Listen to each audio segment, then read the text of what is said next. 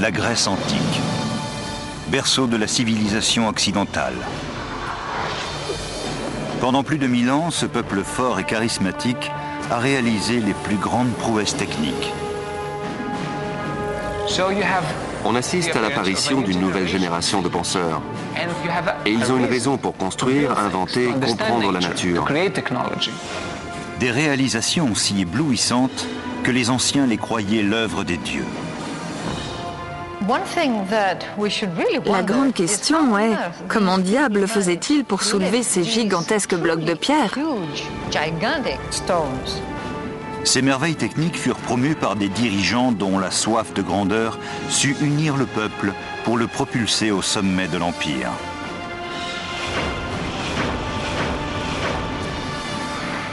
Mais cette brillante éruption de culture et de créativité s'arrêtera, victime de luttes fratricides. Un duel à mort qui scellera la fin de l'âge d'or.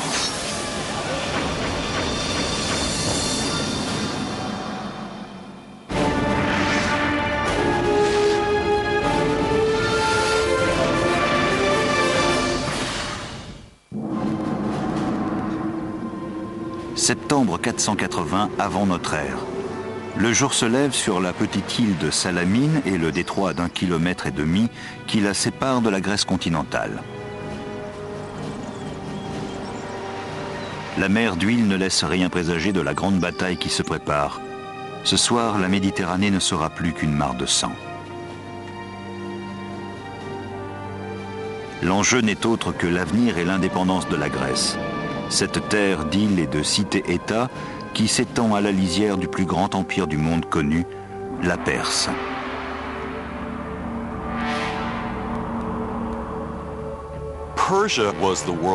La Perse était la superpuissance de l'époque, extrêmement riche et sûre d'elle.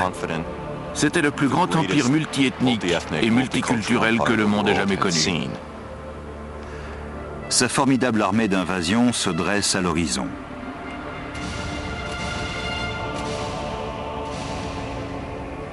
Pas moins de 700 navires avec à leur bord 150 000 guerriers, bien décidés à ajouter la Grèce à leur empire. Mais un Grec les attend, prêt à se battre. Amiral et homme d'État athénien, Thémistocle se prépare à ce moment depuis des années.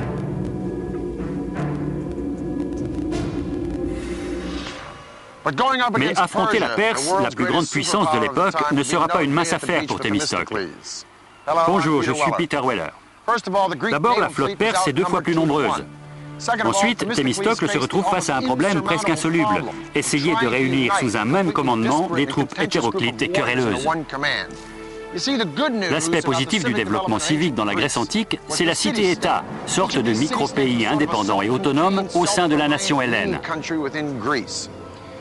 Mais l'aspect négatif du développement civique dans la Grèce antique, c'est la cité-État. Parce qu'elles avaient beau parler la même langue et vénérer les mêmes dieux, les cités-États n'avaient aucun sens d'union nationale. Elles n'accordaient d'importance qu'à leurs propres impératifs régionaux et culturels. Au mieux, elles s'entendaient mal. Au pire, elles se sautaient à la gorge. Si quelqu'un peut rassembler les Grecs, c'est bien Thémistocle. Cet homme qui n'est pas issu de l'aristocratie athénienne et n'a pas honte de le faire savoir à ses concitoyens. Il n'a jamais été des leurs et il le revendiquait. Il était fier de sa rusticité. Il disait qu'il ne pouvait peut-être pas accorder une lyre ni chanter, mais qu'il savait tout ce qu'il fallait pour rendre une cité puissante et libre.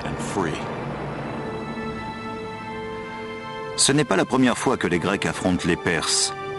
10 ans plus tôt, une armée perse plus réduite a tenté une première invasion et combattu les Athéniens et leurs alliés à Marathon. À Salamine, Thémistocle va tirer parti de cette expérience en axant sa stratégie sur le point faible qu'il a repéré dans la machine de guerre ennemie, sa flotte.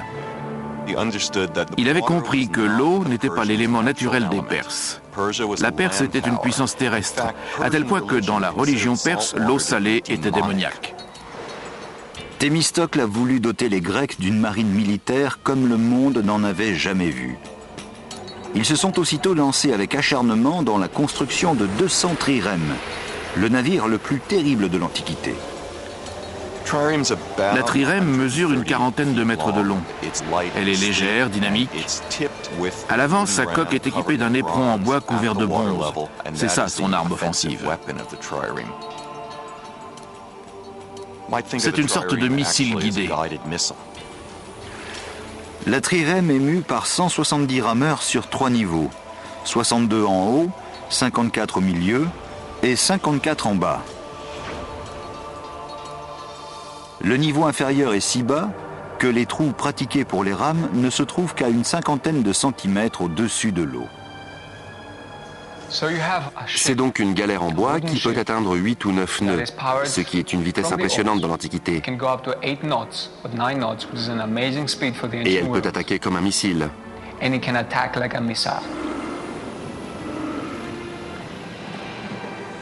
Naturellement, les rameurs doivent apprendre à travailler en équipe. Ils doivent être capables de ramer à l'unisson, ce qui est assez facile au début, mais très difficile à maîtriser sur la durée. En quelques années seulement, la flotte de trirème de Thémistocle est achevée.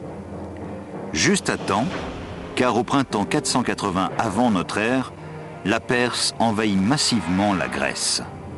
Thémistocle sait que la flotte perse est presque 2 fois supérieure à celle de tous les Grecs réunis. Il conçoit alors un plan simple mais astucieux pour rééquilibrer les forces.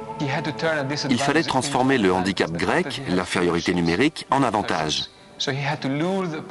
Thémistocle devait donc attirer les Perses à un endroit où ils ne pourraient pas déployer tout leur rang, de manière à pouvoir concentrer sa force de frappe.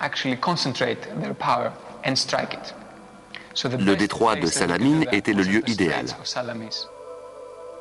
Thémistocle élabore un stratagème pour attirer la flotte perse. Thémistocle était très malin, c'était un grand manipulateur. Il savait que les Perses préféraient gagner leur bataille par la diplomatie, l'intimidation ou en soudoyant des traîtres. La veille de la bataille, l'Athénien envoie un serviteur zélé dans le camp perse. Se faisant passer pour un traître, celui-ci annonce au roi Xerxès que les Grecs s'apprêtent à prendre la fuite. Il lui suggère d'envoyer ses bateaux pendant la nuit pour surprendre la flotte grecque au matin. La ruse fonctionne à merveille. À l'aube, les Perses découvrent avec effroi que loin de prendre la fuite, les Grecs se rangent en ordre de bataille et que les Perses vont devoir se battre. Le guet-apens de Thémistocle était magistral. 200 trirèmes, mus par 34 000 rameurs, se mettent en place. Dans le détroit étriqué, les Perses n'ont pas la place de manœuvrer. Thémistocle a tendu le piège parfait. Toute la journée, les combats font rage. Les trirèmes encerclent les navires perses et les frappent de leurs puissants éperons. Un nombre inhabituel d'officiers perses a trouvé la mort. La bataille est si confuse et si chaotique qu'à la fin de la journée, les Grecs ne sont même pas sûrs de l'avoir remportée. C'est le rivage de Salamine jonché de cadavres ennemis qui leur révèle leur victoire décisive. D'après certaines sources, les Perses auraient perdu jusqu'à 200 navires contre 40 pour les Grecs. Tous les Perses qui avaient survécu à la noyade ont été massacrés par les soldats grecs postés sur le rivage. Si les Grecs n'avaient pas remporté la bataille de Salamine, la Grèce classique et ses valeurs que nous partageons encore aujourd'hui n'auraient peut-être jamais vu le jour. Après cette victoire éclatante, Thémistocle est porté en triomphe. Mais ses ambitions personnelles et son avidité font grossir les rangs de ses nombreux ennemis politiques. L'irritation de l'Assemblée publique ne tarde pas à dégénérer. À cette époque, Athènes avait mis en place une procédure appelée ostracisme, une sorte d'élection d'impopularité qui permettait à l'Ecclésia de bannir pour 10 ans un homme politique qu'elle estimait dangereux pour la vie de la cité. En 471, Thémistocle est frappé d'ostracisme. Comble de l'ironie, le voilà contraint de s'exiler dans cette Perse qu'il a si âprement combattue. Il ne reverra jamais Athènes. Après son bannissement, il a dû chercher refuge en Perse. Il a passé les dernières années de sa vie à parler perse et à travailler pour le grand roi au gouvernement de l'Asie mineure. Thémistocle a laissé son nom dans une quête de puissance et de gloire inspirée d'un glorieux passé. Les aventures légendaires des dieux et des héros narrées dans l'Iliade et l'Odyssée.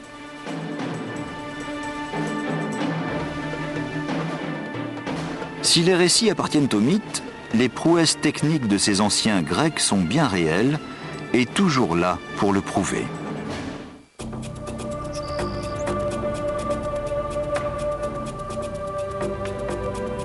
Au XIVe siècle avant notre ère, un peuple parlant une forme ancienne du grec occupait la péninsule hellénique.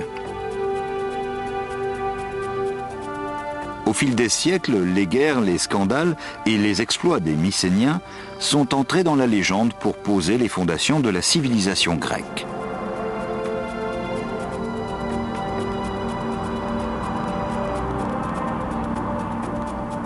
Leur capitale, Mycène, était protégée par une citadelle massive construite 150 ans durant. Si l'on en croit la légende, c'est ici que régna le roi Agamemnon, dont Homère a chanté les exploits au 8e siècle avant notre ère, dans l'une des deux épopées les plus célèbres de l'histoire, l'Iliade.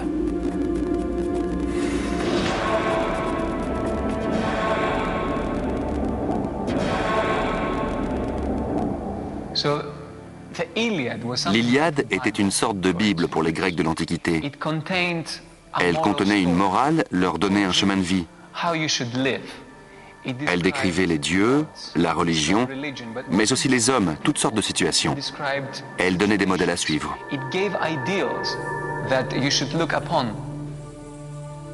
Les chants de l'Iliade et de l'Odyssée sont entrés dans l'histoire. L'enlèvement d'Hélène par Paris, le siège de Troie par les Grecs, le cheval de bois utilisé pour entrer dans la cité et la détruire. Si Agamemnon se hissa au rang de héros pendant la guerre de Troie, sa mort, de la main de sa propre épouse, fut celle d'un simple mortel.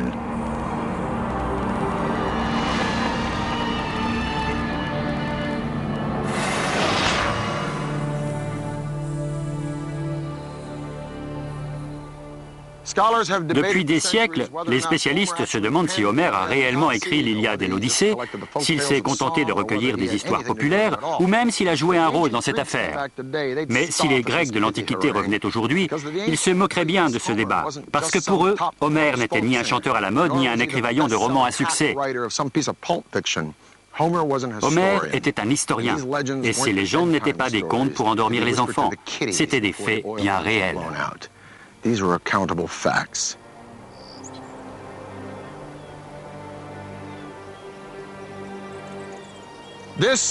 Voici ce qui reste de Mycène, la ville où beaucoup, moi y compris, aimeraient croire qu'Agamemnon a réellement régné. Ces ruines démontrent que, non content d'être de grands bâtisseurs, les Grecs étaient capables de véritables prouesses techniques. En arrivant à Mycène, la première chose que l'on voit, ce sont les fortifications. Elles sont très impressionnantes et donnent aussitôt un sentiment de puissance. Les murs d'enceinte de Mycène sont étayés par des blocs de pierre pesant jusqu'à 10 tonnes l'un. Ils ont été taillés avec une telle précision que chaque bloc s'ajuste parfaitement à son voisin.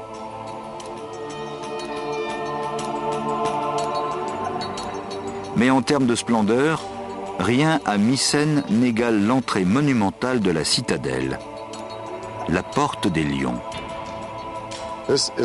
Voici la porte des Lions, l'entrée principale de Mycène. C'est l'une des structures les plus stupéfiantes de l'âge de bronze, aussi imposante symboliquement que techniquement. Les deux lions sont bien droits, pas posés sur un piédestal. Les têtes, qui ont disparu, devaient être tournées vers l'extérieur. À leur vue, le visiteur savait immédiatement ce que représentait Mycène, le pouvoir. Cette porte semble bâtie selon une structure habituelle. Ces colonnes massives sont les piliers, les éléments verticaux qui soutiennent le linteau, cette pierre horizontale qui pèse environ 12 tonnes. Mais c'est au-dessus de la porte, au niveau des lions, que les ingénieurs ont innové. Ce triangle de pierre de taille qui entoure les lions forme ce que l'on appelle une arche en encorbellement.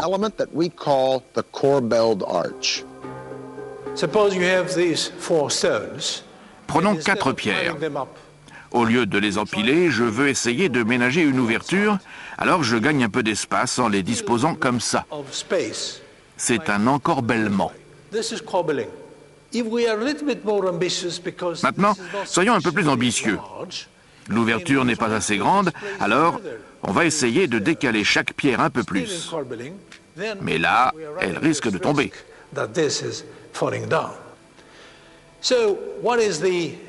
Alors comment accroître l'espace sans perdre en stabilité?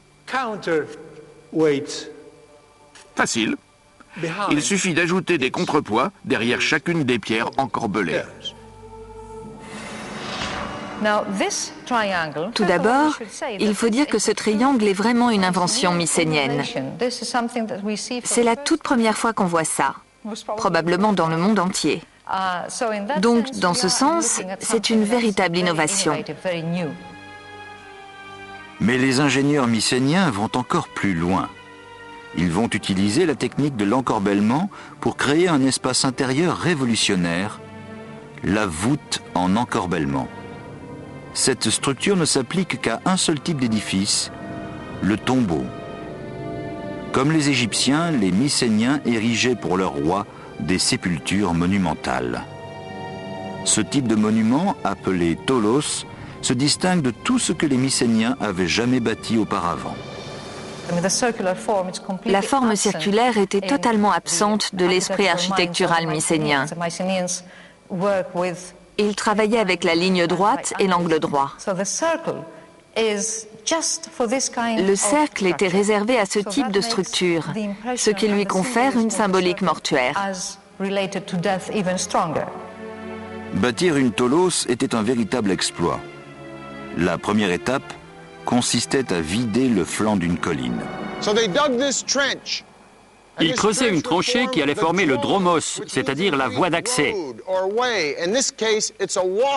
En l'occurrence, celle-ci est flanquée de superbes pierres disposées dans le sens de la longueur.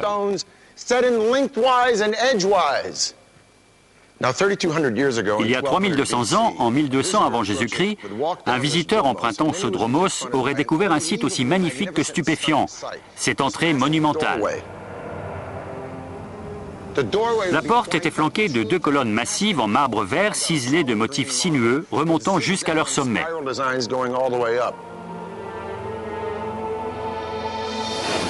Chacun de ces blocs mesure près de 80 cm.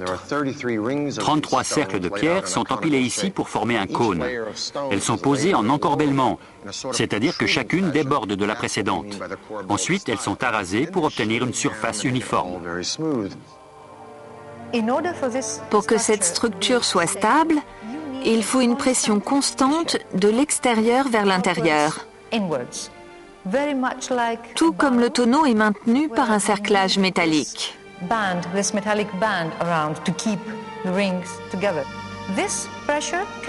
Au fur et à mesure de la construction, on va donc étayer la structure avec de grandes quantités de terre, si bien qu'une fois l'intérieur en forme de ruche achevé, l'extérieur présente la forme d'un tumulus.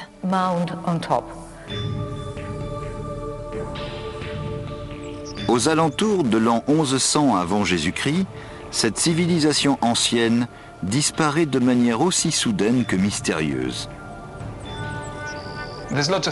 Il existe de nombreuses théories à ce sujet. L'hypothèse dominante est qu'en attaquant l'Égypte et la Mésopotamie, les tribus venues du nord, surnommées peuples de la mer, ont interrompu les échanges commerciaux dans la région, ce qui a entraîné la chute de Mycène. Mycène disparue, la Grèce entre dans un long marasme. 4 siècles durant, sa culture sombre dans une profonde léthargie. Puis, au 8e siècle, les cités-États commencent à croître et à prospérer. chacune se forgeant sa propre identité, toutes aspirant à la suprématie économique, militaire et technique. Dans ce contexte, l'île de Samos donnera tout son sens à l'expression « soulever des montagnes » en réalisant l'un des ouvrages les plus époustouflants de l'Antiquité. Sparte, Athènes, Corinthe ou Thèbes ne sont que quelques-unes de la centaine de cités-États qui fleurissent un peu partout en Grèce 400 ans après la disparition de la civilisation mycénienne. Avant l'avènement de la démocratie, nombre de ces cités-États sont dirigés par un tyran, c'est-à-dire un chef absolu. Vers 540 avant notre ère, un tyran du nom de Polycrate arrive au pouvoir sur l'île de Samos, à l'extrême est de la mer Égée. C'était un acteur assez important sur la scène internationale. Il a contracté des alliances stratégiques avec les Perses, mais aussi avec les Égyptiens, par exemple. C'était un personnage ambitieux. Polycrate a compris que pour une île comme Samos, les chemins de la puissance passent par la mer. Il fait construire une flotte de 100 trirèmes, terrorise les cités-États voisines et taxe les navires qui croisent à proximité. Polycrate a fait de son île natale de Samos la maîtresse des mers. Et c'était la base de sa richesse et de son pouvoir. Fort de cette nouvelle richesse, Polycrate fait ériger des fortifications autour de sa capitale et s'attaque à un problème qui tourmente de nombreuses cités sous ces climats arides, l'eau potable. Samos était une cité très puissante, très importante. Elle n'avait pas assez d'eau pour répondre à ses besoins. Il y a bien une source abondante, mais le mont Castro, haut de 225 mètres, en barre l'accès. Polycrate et ses ingénieurs doivent absolument trouver une solution pour acheminer l'eau. Et construire un aqueduc autour de la montagne est exclu. Si vous construisez un système d'adduction d'eau autour de la montagne, la première chose que fera un assiégeant, c'est de le couper. Et là, vous pouvez avoir de magnifiques fortifications toutes neuves, elles ne vous empêcheront pas de mourir de soif. Le problème exige de réfléchir autrement. Polycrate s'adresse à l'ingénieur Eupalinos qui n'a pas peur de soulever des montagnes. Il propose de creuser un tunnel dans le mont Castro. Une entreprise colossale et de longue haleine. Ils savaient que le percement prendrait très longtemps. Alors, ils ont décidé de creuser des deux côtés à la fois. Ce qui pose un problème mathématique et technique. Comme plus tard les ingénieurs du tunnel sous la Manche, Eupalinos fait creuser des tunnels de part et d'autre de la montagne jusqu'à ce qu'ils se rejoignent au milieu. Pour réussir, il faut s'assurer que chaque tunnel commence à la même altitude de chaque côté de la montagne. Mais les tunnels doivent aussi s'aligner à l'horizontale. Sinon, ils se croiseront sans se voir comme des navires dans la nuit. Sans disposer d'un matériel de géomètre élaboré, le défi est extraordinaire. Une hypothèse veut qu'il les relevé au pied de la montagne. En divisant le chemin qui la contourne en petits segments perpendiculaires, Eupalinos peut additionner chaque distance parcourue en ligne droite, ce qui lui permet de mesurer les deux côtés d'un triangle rectangle. Ces deux côtés connus, le chemin du tunnel à travers la montagne correspond nécessairement au troisième, l'hypoténuse. Ce qui rend cet exploit technique plus impressionnant encore, c'est qu'il ne se compose pas d'un, mais de deux tunnels. La galerie principale mesure environ 2 mètres sur 2, mais elle ne sert que d'espace de travail pour en creuser une autre en dessous qui va réellement servir d'aqueduc. Tandis que le tunnel de travail est percé à l'horizontale, celui de l'aqueduc descend de biais. En effet, ce second tunnel doit être légèrement incliné pour permettre à l'eau de s'écouler doucement vers la ville. Les ouvriers risquent leur vie dans les sombres entrailles de la montagne. Une fois au cœur de la montagne, les difficultés ont dû s'accroître terriblement. La roche pouvait bouger de manière imprévisible, ou l'eau déferler tout à coup et causer des ravages. Les risques étaient permanents. Par-dessus le marché, il faisait noir. Il fallait éclairer, car il devait savoir constamment où il se trouvait pour ne pas dévier du tracé. Après de menus ajustements, les deux équipes se retrouvent à mi-chemin, presque exactement à l'endroit prévu par Eupalinos.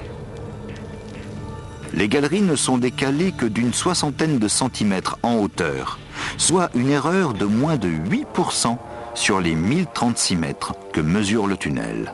Cette incroyable réussite technique est peut-être l'heure de gloire du règne de Polycrate. Mais toute médaille a ses revers, surtout en politique. Le satrape de la côte d'Asie mineure a estimé que l'autonomie dont jouissait Polycrate nuisait au développement de la puissance perse. Polycrate a été arrêté, torturé et crucifié.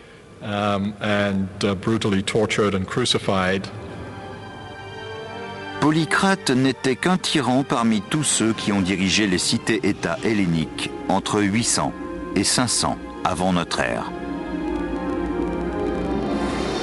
Les hommes ne connaissaient alors qu'un seul régime politique, l'oligarchie ou gouvernement d'un petit nombre. Mais la cité-État d'Athènes va changer le cours de l'histoire du monde. L'artisan visionnaire de cette transformation se nomme Périclès. Il lèguera à Athènes un monument éternel juché au sommet de l'acropole. Un chef-d'œuvre de technique de précision nommé Parthénon. En 480 avant notre ère, lorsque Thémistocle vint les Perses à Salamine, ce n'est pas seulement Athènes qu'il sauve, mais sa jeune démocratie née 25 ans plus tôt. Pour Athènes, l'ère des tyrans est terminée. La cité est riche, en puissance militaire, en argent, en technique et en idées. Elle est prête à entrer dans l'âge d'or et un homme va l'y mener, le démocrate Périclès, intellectuel éclairé et défenseur des arts. Mais Périclès va aussi accroître la puissance athénienne par tous les moyens, y compris la menace, la corruption et la force brute. Périclès venait de l'une des vieilles familles aristocratiques d'Athènes, donc d'un milieu où on attendait de lui une grande carrière politique et militaire.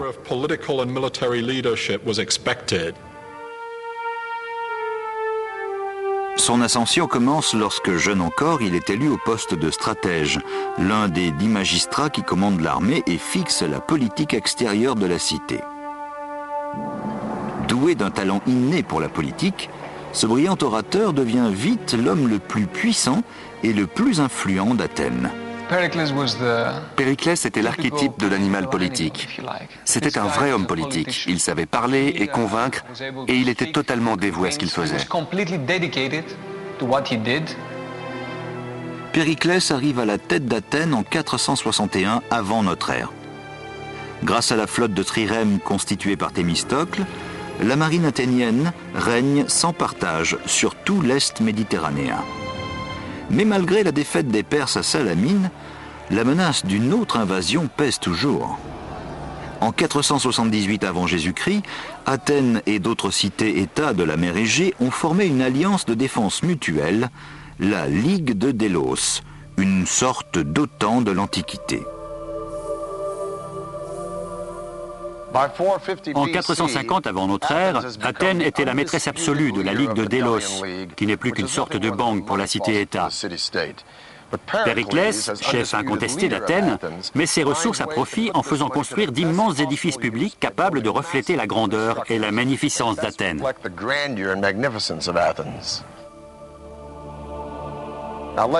Si l'on en croit la légende, Poséidon, le dieu de la mer, et Athéna, déesse des arts et de la science, sont venus sur l'acropole demander au peuple à qui ils souhaitaient confier le patronage de la ville. Poséidon a frappé la terre de son trident et une source d'eau a jailli. Puis Athéna a frappé la terre de sa lance et un olivier est apparu, qui signifiait non seulement de quoi manger pour les Grecs, mais aussi un potentiel commercial. Et Athéna est devenue la déesse de la cité. Au fil des siècles, plusieurs temples à la gloire d'Athéna ont été érigés et la plupart détruits. Mais Périclès va offrir à la postérité un véritable modèle d'architecture de la Grèce antique, le Parthénon. Sur l'acropole, Périclès décide de construire le Parthénon sur les fondations en ruine d'un temple plus ancien. Il faudra des milliers d'ouvriers et d'artisans pour bâtir ce temple magnifique. Les travaux seront les plus onéreux que la Grèce ait jamais consentis. 30 millions de drachmes, l'équivalent de milliards d'euros. C'est une somme faramineuse. Mais n'oubliez pas que c'était une immense entreprise nationale. Les travaux commencent en 447 avant notre ère. Le temple est aussi long que les 2/3 d'un terrain de football. Ses dimensions extérieures sont de 70 mètres de long par 30 de large. La première difficulté consiste à extraire le marbre dans une carrière de montagne à une quinzaine de kilomètres de là. Au total, quelques 30 000 tonnes de cette belle pierre blanche seront nécessaires. Dans la carrière, les ouvriers utilisent les fissures naturelles de la pierre pour arracher d'immenses blocs de marbre au flanc de la montagne. La première étape consiste à repérer ces fissures et à évaluer si le bloc répondra aux besoins. Ensuite, on insère des coins dans les failles horizontales et verticales, des coins en fer. Pourquoi ?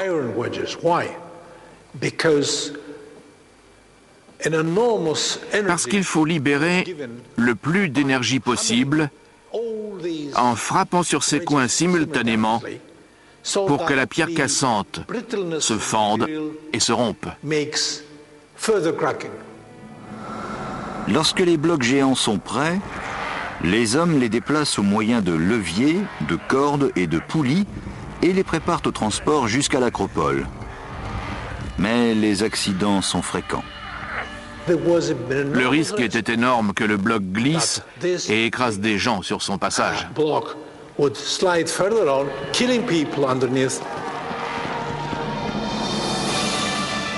Mais l'extraction et le transport du marbre ne sont que la moitié de la gageure. Sur l'acropole, les ingénieurs doivent maintenant trouver comment soulever ces monstres de 10 tonnes pour ériger le plus beau temple que le monde ait jamais vu. Juillet 447 avant notre ère. La construction du Parthénon a commencé. Le temple à la gloire d'Athéna est une idée de Périclès, homme d'État dynamique et ambitieux qui conduit Athènes vers un âge d'or encore inconnu dans l'Antiquité.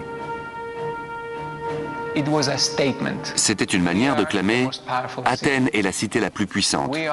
Nous sommes le creuset de la démocratie et de la libre pensée. Nous avons les meilleurs citoyens, la meilleure armée, la meilleure marine. Nous sommes les plus forts. » La plupart des édifices de l'époque sont hexastyles, c'est-à-dire dotés de 6 colonnes de front et 13 de long. Le Parthénon sera plus grand. Les colonnes seront au nombre de 8 par 17. Ça le distingue des autres. Ils ont tous à peu près les mêmes proportions. Donc agrandir une partie veut dire tout agrandir proportionnellement.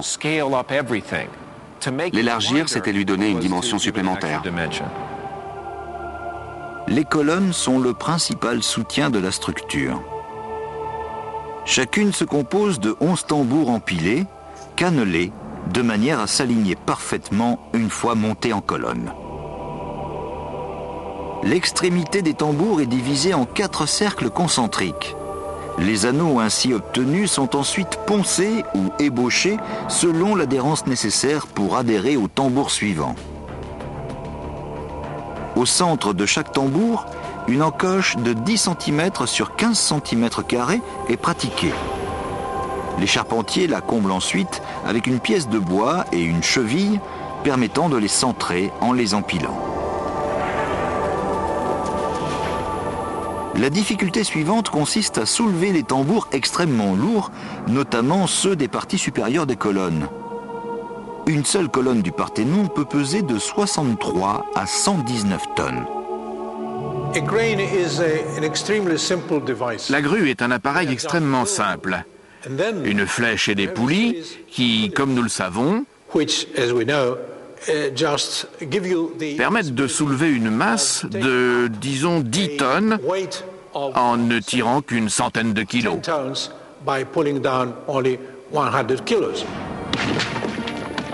Différents systèmes sont utilisés pour attacher la pierre à la grue.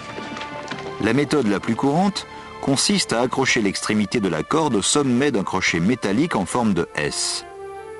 On arrime ensuite des cordes plus courtes sur la partie inférieure du S, puis on les passe autour des saillies volontairement laissées à cet effet. Typiquement, 4 saillies entourent le bloc de pierre, de manière à répartir la force nécessaire au levage de l'objet. Les murs entourant les espaces intérieurs doivent être posés avec une extrême précision, car les bâtisseurs n'utilisent pas de mortier. Pour souder les blocs entre eux, les tailleurs évident une sorte de double T dans lequel des tiges métalliques sont insérées en guise d'agrafe. Une fois les colonnes et les blocs en place, les saillies servant à les soulever sont arasées.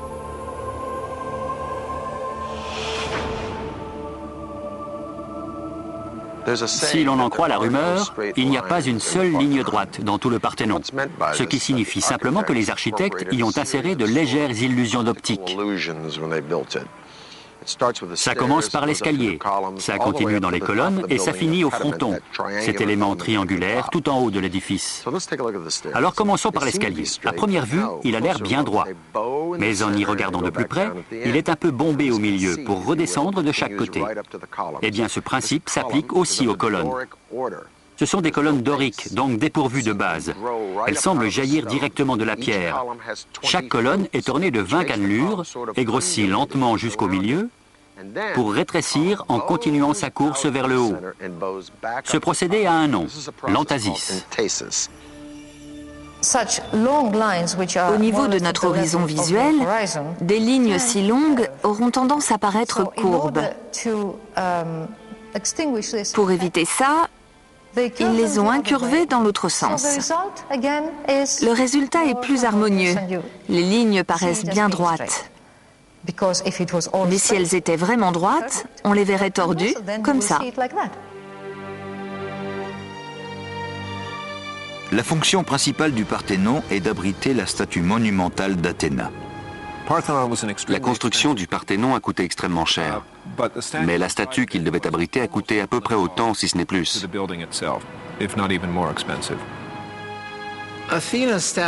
La statue d'Athéna mesurait une douzaine de mètres de haut. C'était une statue chryséléphantine, avec de l'or et de l'ivoire. Des centaines de sculpteurs ornent le temple de personnages pleins de vie, preuve que les talents de l'époque ne se limitent pas aux techniques. La décoration la plus célèbre du Parthénon est la frise qui court sur ses murs intérieurs. Ce bas-relief, profond de moins de 10 cm, représente des Panathénées, ces fêtes célébrées tous les 4 ans en l'honneur d'Athéna.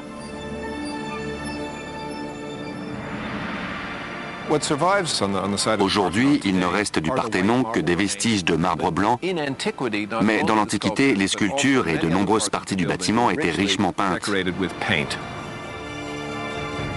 Cependant, tous les citoyens ne sont pas emballés par le Parthénon. Certains jugent hideuse cette lubie de Périclès, d'autres n'y voient qu'un monument à sa propre gloire. Beaucoup d'Athéniens détestaient le Parthénon. Ils le trouvaient répugnant, affreux. Platon ne l'aimait pas du tout. Pour un grand nombre d'Athéniens, ces bâtiments modernes qui envahissaient leur saint des saints, si j'ose dire, étaient en rupture avec le passé. Le Parthénon n'est pas le seul objet de mécontentement. Tandis que Périclès œuvre à étendre l'hégémonie d'Athènes, ses rivaux conspirent. Bientôt, ils passent à l'acte en s'attaquant à ses proches. Au sommet de la liste se trouve une hétaïre, une femme très belle et très cultivée, Aspasie, la concubine de Périclès.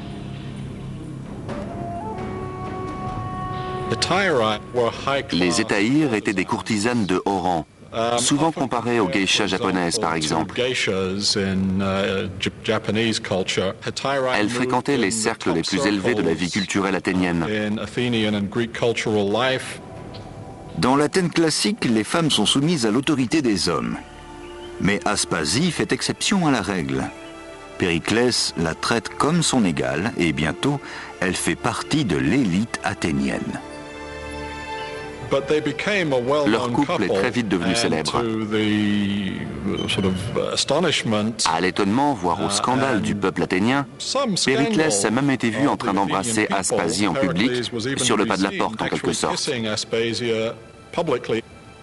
Naturellement, ce genre de démonstration n'était pas très bien vu à l'époque.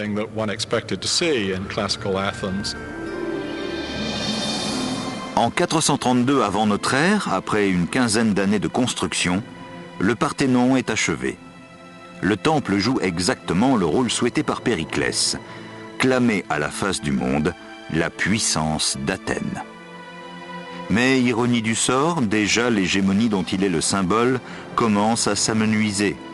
Et Sparte, l'ennemi ancestral, se lève.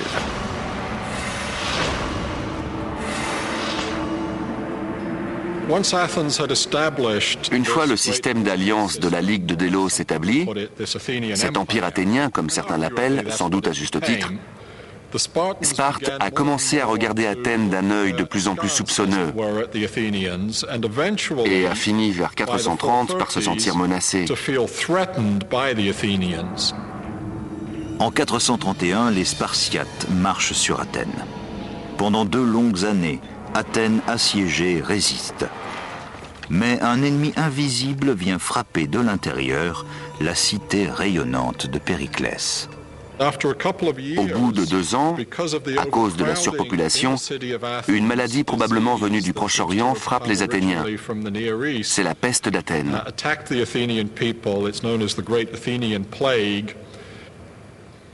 L'épidémie a décimé une grande partie de la population. Périclès y survit. Mais c'est un sexagénaire déjà affaibli que le peuple rend responsable des malheurs de la cité. En 429, alors que la peste et la guerre supplicient sa chère Athènes, Périclès expire.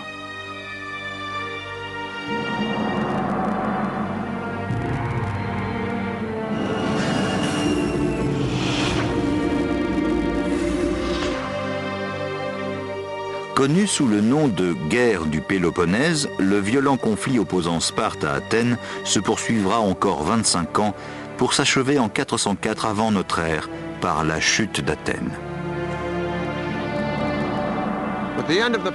Avec la guerre du Péloponnèse, le siècle de Périclès et la domination d'Athènes s'achèvent. Mais les merveilles culturelles et techniques de la Grèce classique leur survivront longtemps encore. 2 hommes vont transmettre au monde ce fantastique héritage. 2 hommes et pourtant aucun n'est athénien.